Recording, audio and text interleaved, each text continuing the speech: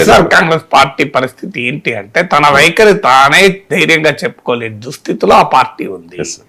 నిజమే అమరావతికి వ్యతిరేకం కాదంటే వచ్చి అసెంబ్లీలో చెప్పొచ్చు కదా జగన్మోహన్ రెడ్డి, అది చెప్పడు.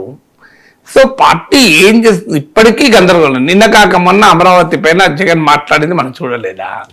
బొత్స సత్యనారాయణ అమరావతిని శ్మశానంతో పోల్చింది మనం చూడలేదా?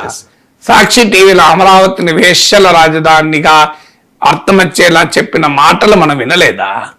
అసలు 3 రాజధానులతో అమరావతి స్వప్నాన్ని నిట్ట నిలువున కూల్చినటువంటి పరిస్థితి మనం చూడలేదా?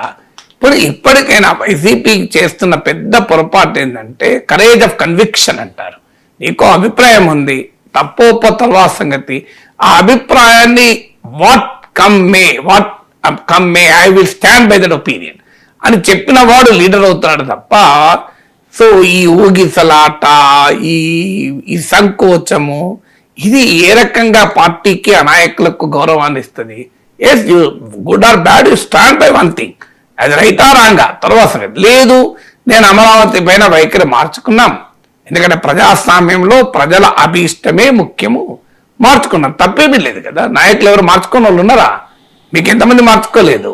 మీకు చంద్రబాబు నాయుడు 2004కు ముందు ఉచిత విద్యుత్ ఇస్తే కరెంటు తీగల పైన బట్టలు వేసుకోవాల్సి వస్తే అని అనలేదా?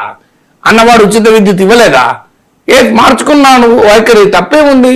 నేను అనుకున్నాను ఆ రకంగా. అప్పుడు 3 రాజధానులతో ఒక వికేంద్రీకృత అభివృద్ధి చేయాలని అనుకున్నాం.